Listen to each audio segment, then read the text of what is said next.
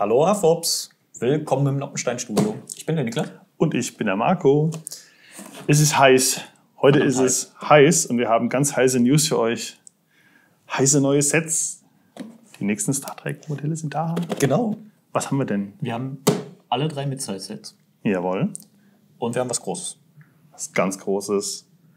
2889 Teile, die Deep Space Nine. Und was gucken wir uns heute im Detail an? Wir gucken uns heute die Midsize-Modelle an. Jawohl. Die 3. Ein Video zur Deep Space Nine wird natürlich auch noch folgen. Natürlich. Deswegen stelle ich jetzt aber diesen riesen Karton hier, prall gefüllt, nochmal beiseite. Und die Deep Space Nine selbst beiseite. Und wir gucken uns diese 3 an. Ja. Fangen wir in der Mitte an. Genau. Ich packe das hier mal beiseite und schiebe das mal ein bisschen beiseite. Ja. Ja. Da haben wir ihn. Ein D7.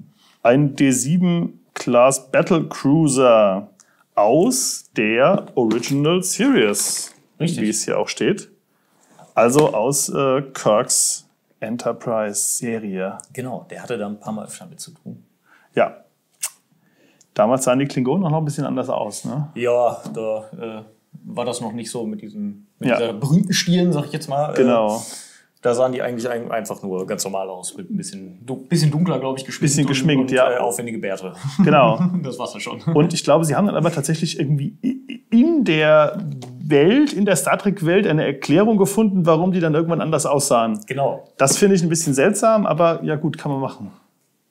Besser als gar keine Erklärung. Ja. Haben sie auch in-game, also in der Welt, Erklärungen dafür gefunden, dass in der alten Serie alles irgendwie deutlich weniger modern aussah als in neuen Serien, die aber zeitlich vor der alten Serie spielen? Ich glaube, das dann irgendwie... Nein. Nein. Okay, reden wir lieber über das Set. Richtig. So, ein Schlachtkreuzer. Okay. Was haben wir denn? Prinz haben wir, ne? Prinz haben wir, ja.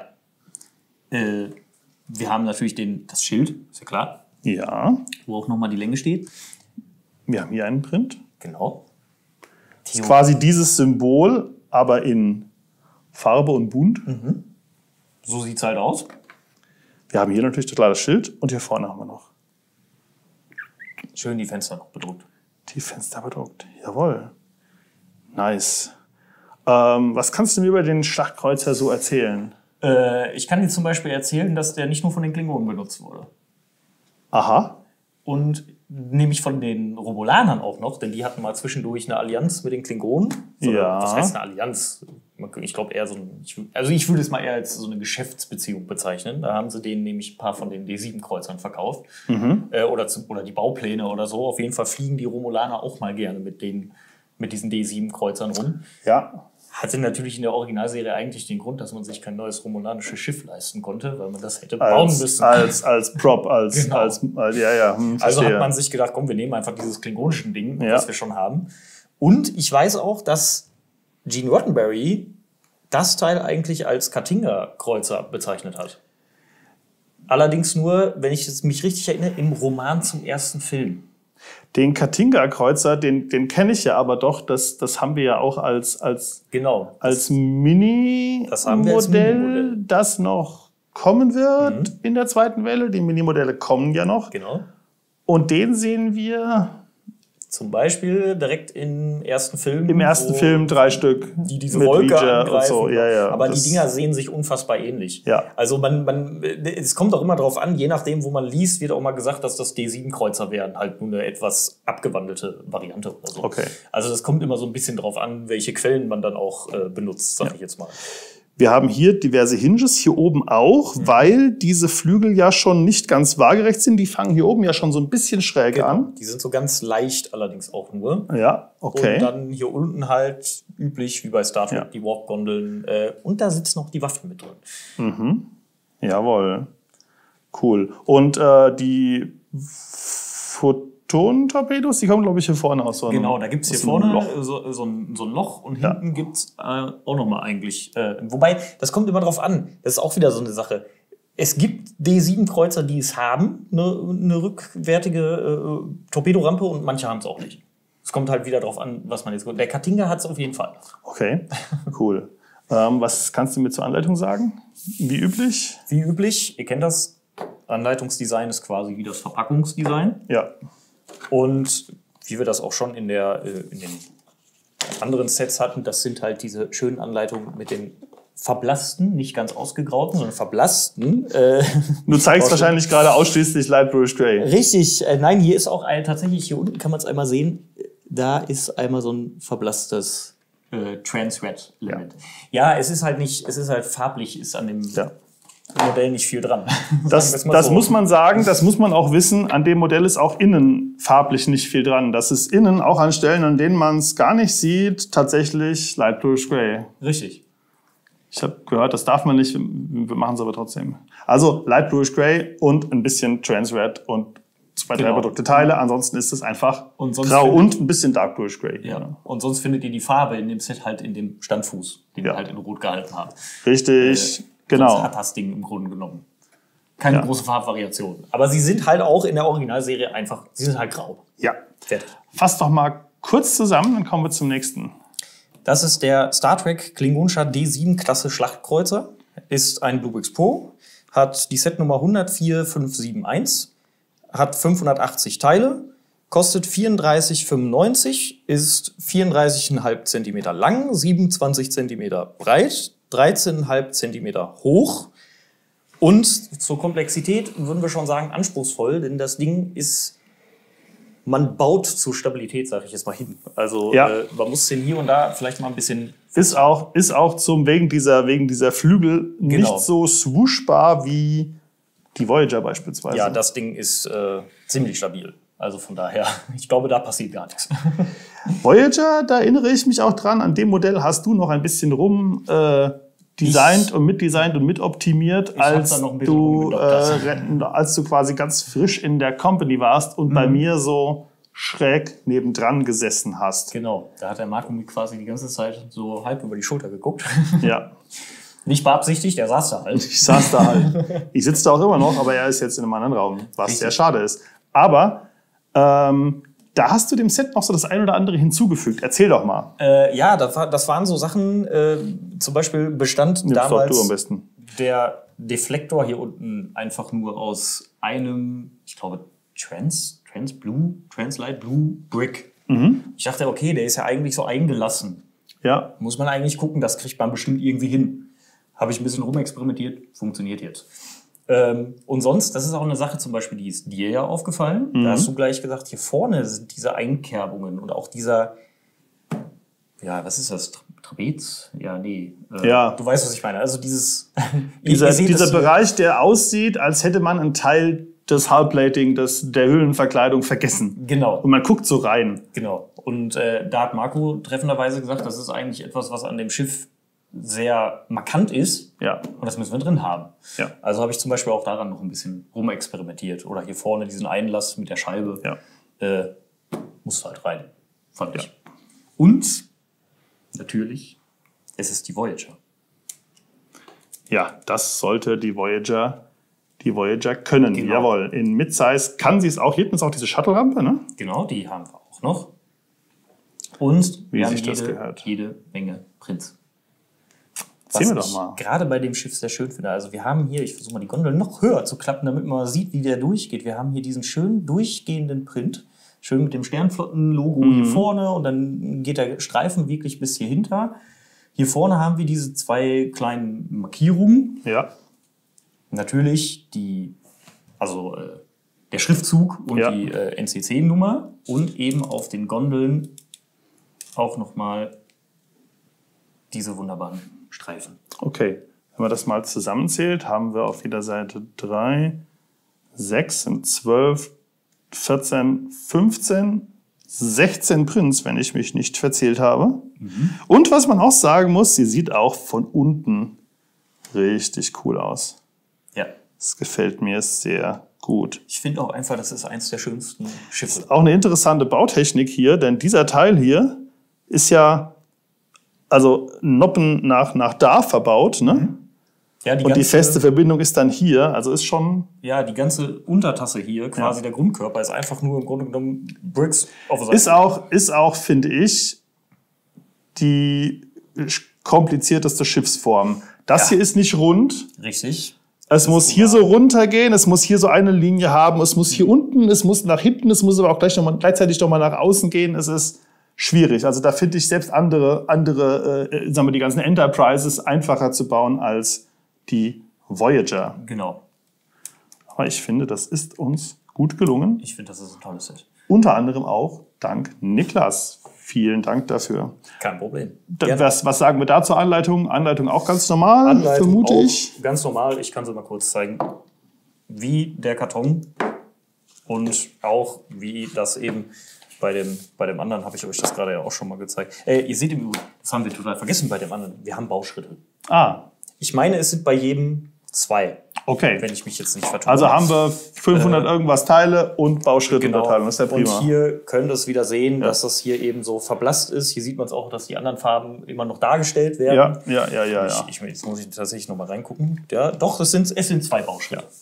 Wir haben auch den Karton im aktuellen Design. Hier oben sieht man die Voyager, weil es die Serie der Voyager ist. Genau. Bei dem D7-Kreuzer hat man hier die alte Enterprise gesehen. Genau.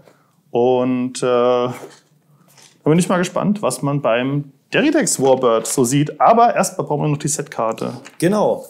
Die Star Trek USS Voyager NCC 74656 ist ein Bluebricks Pro, hat die Setnummer 104572, hat 599 Teile, kostet 34,95, ist 30 cm lang, 13,5 cm breit und 14 cm hoch und ist vom Bauen her guter Durchschnitt.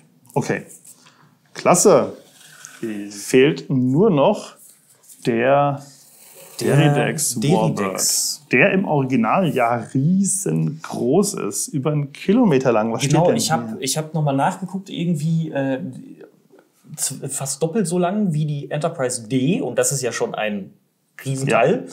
Hier steht 1041 Meter, also ein Riesenschiff.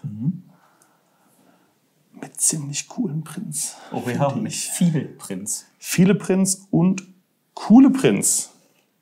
Finde ich gut. Ich finde den hier zum Beispiel richtig gut. Da ist die Plate von der Seite bedruckt. Ja, richtig, das haben wir hier mehrfach. Plate von der Seite bedruckt. Und zwar, weiß nicht, ob das einmal irgendwas, wenn das zweimal irgendwas Plates sind, sind sie auf beiden Seiten bedruckt. Ich meine, es sind zweimal. Ja, dann zweimal sind sie 4 Plates, wenn ich mich jetzt nicht irre. Hervorragend. Hier einiges, hier hinten noch, hier vorne. Das ist auch ein Print. Hier und hier. Hier vorne natürlich das romulanische Logo. Herrlich. Ein schickes Schiff.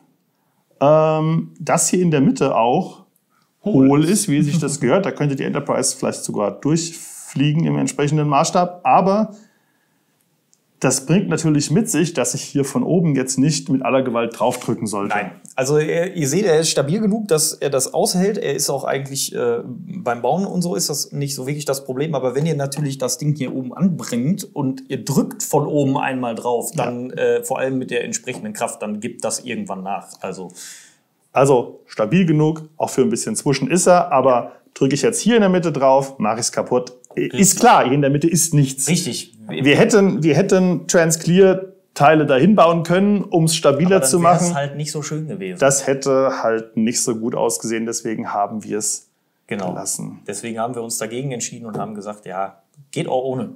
Weil er ist halt auch stabil genug. Wie gesagt, nur nicht unbedingt oben in der Mitte drauf drücken. Richtig. Ja, ein mächtiges Schiff. Ist auch so das Standard, glaube ich, Schlachtschiff oder eigentlich kann man schon sagen, es ist so ein Universalschiff, oder? Ja. Also die Romulaner benutzen das irgendwie für alles. Ich weiß noch, ich hatte in den 90ern mal ein paar Karten, wirklich nicht viele, von so einem Star Trek Sammelkartenspiel. Ich weiß, ich hatte Picard, ich hatte tatsächlich eine limitierte Enterprise D, und ich hatte so einen romulanischen Deridex Warbird und der hatte, was seine Kampfwerte angeht, schon... Ja, der war hart. Aber ich hatte nie genug Karten, dass ich es tatsächlich hätte spielen können, weil man alle möglichen Planeten für Missionen und so brauchte.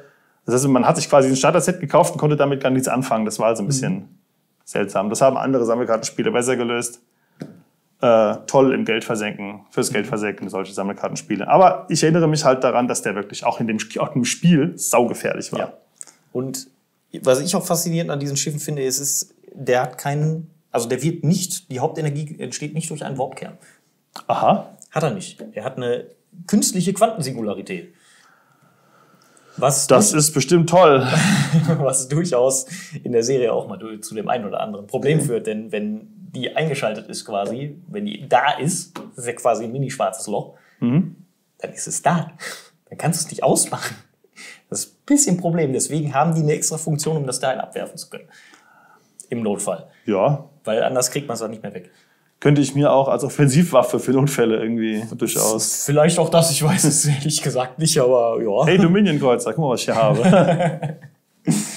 Ja, schick. Okay, schicke Farbe auch. Olive Green, man kann irgendwie nie genug Olive Green haben. Wir müssen dazu sagen, wir haben dem Lizenzgeber mehrere Farbvarianten geschickt.